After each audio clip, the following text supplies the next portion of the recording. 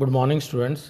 Today we will read the second chapter of the Hornbill book, that is, We Are Not Afraid to Die If We Can All Be Together. This chapter is written by Gordon Cook and Alan East. Gordon Cook is a two-time Canadian Olympic sailor. He sails for the Royal Canadian Yacht Club. He is the son of Stephen Cook and Linda Cook. He had a great interest in writing stories too. Alan East was admitted to the role of solicitors in 2003 and has gained extensive experience as a litigator, manager, and legal trainer. In 2010, Alan joined Coventry University as a senior lecturer in law and works passionately to support access to justice, working closely with Central England Law Centre. In 2016, he became a director of Coventry Independent Advice Service. And finally, Alan is a co-founder of a multi-academic trust, that is Central Academics Trust, which has as its aim improving standards in secondary education. Introduction of the chapter. The story is about 37-year-old businessman who is the narrator of the story. He has a wife named Mary and two children. He and his wife both dream of a journey around the world on their ship Wave Walker, which is 20-meter long and 30 ton in weight, just like that of a famous captain James Cook. The whole family started sailing from Plymouth, England on July 1976. The initial phase of the 3-year-long journey from Plymouth to Cape Town. It was a pleasant journey. While heading east, along with the two newly hired crewmen, strong waves hit them and their survival became a question. The story tells us about how they fought each day and survived till the end. Characters. There are 6 characters in the story: the narrator, captain of the ship; Mary, wife of the narrator; Jonathan, 6-year-old son of the narrator; Suzanne, 7-year-old daughter of the narrator; Larry Vigil, American crewman hired from Cape Town; Herb Sigler, Swiss crewman hired from Cape Town. Story of the chapter.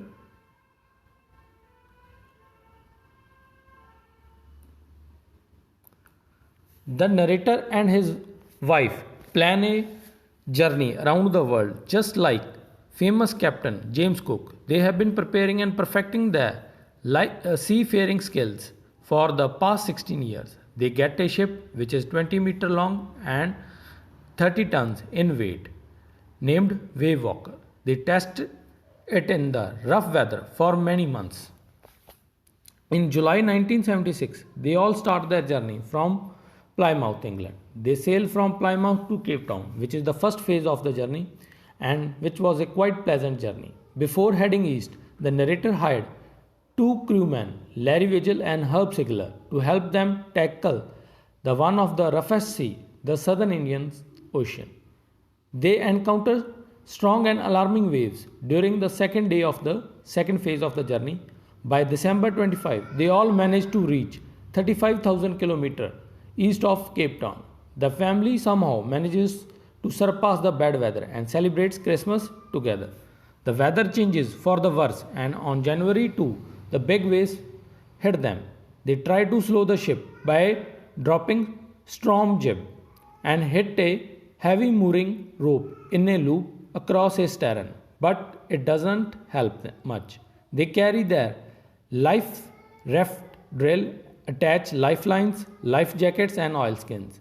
Later in the evening, a vertical and huge wave strikes the ship, and the narrator is thrown off from the ship. He accepts his approaching death and starts losing consciousness. When the ship is about to overturn, a huge wave hits again and turns it right back. He suffers injuries in ribs and mouth. He grabs the guard rail and sails into the ship's main boom. He instructs his wife Mary to guard the wheel as he realizes that the ship has water in the lower parts.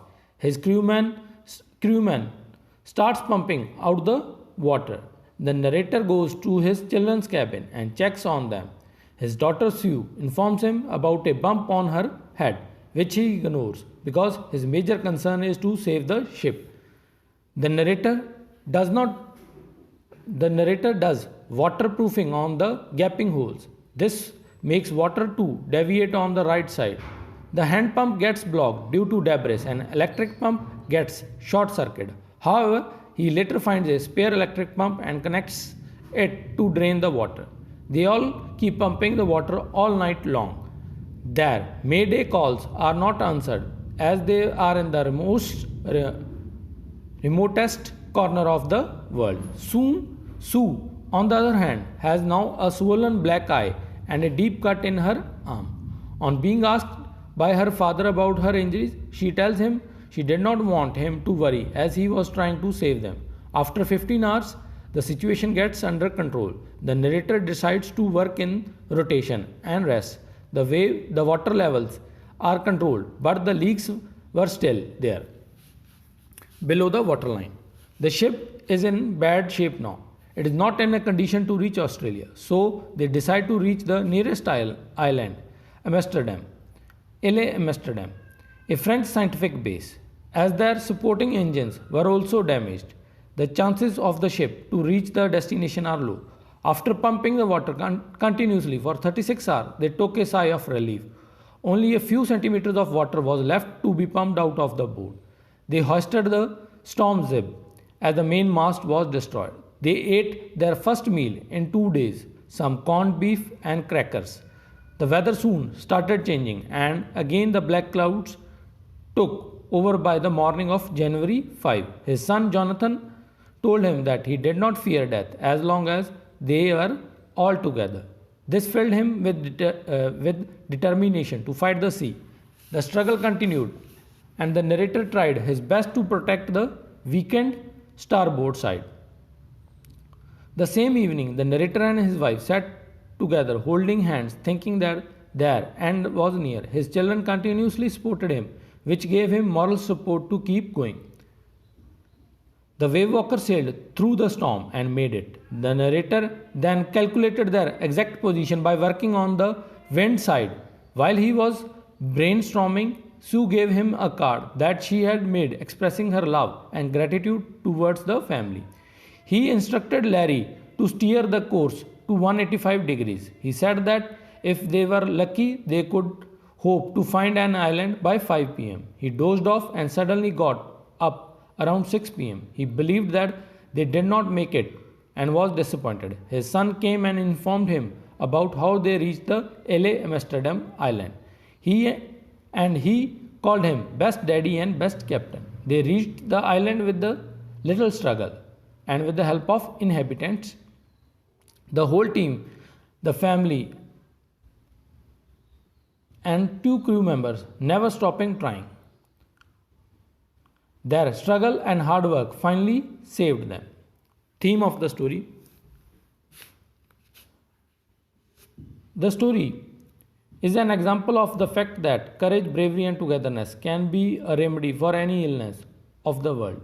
The story is about a family who decides to set forth their journey around the world in their ship, Wavewalker. The family comprised of the narrator, his wife, son, and daughter. Suzanne, who set their sail from Plymouth, England, along with the 2 experienced sailors, Larry Vigil and Herb Sigler. In the midst of their journey, they faced a heavy storm in which they have almost predicted that they would not see the morning of the next day. On the other hand, the 2 children were so optimistic that they said that they are not afraid of any hardship if the whole family is together. This thought of the children made the elders work more hard to save their lives. In the end, they overcame the trouble and landed to an island where they relaxed and thanked God for saving them. Now we will do the nautical terms. Voyage, sea journey. Set sail, started a sea journey.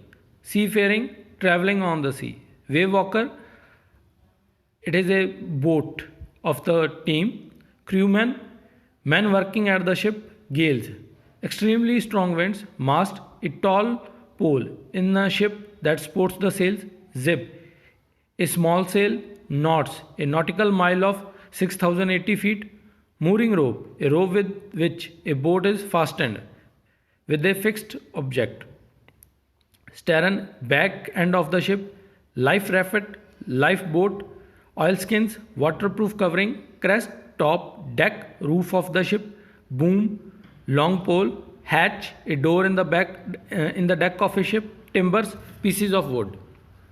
Starboard, right side of the ship, overboard, on the ship, forestay sail, the front big sail of the ship, anchor, a heavy metal object dropped over the side of a ship to keep it in one place, bunk, a sleeping berth in a ship, canvas, a rough cloth, mayday calls, signals for help, rib frames, frames of wood, keel, a long piece of wood, rib, one of the ship's curved timbers, steering, the mechanism by which one controls the direction of a ship, planks, long flat pieces of timber, rigging, ropes that balance the mast of the ship, sextant, an instrument for measuring angles and distances, hull, frame, offshore, near the shore, compass, an instrument with magnetized needle for telling direction.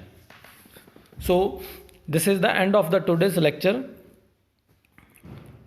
So we will meet soon with the next lecture. So stay at home, stay healthy.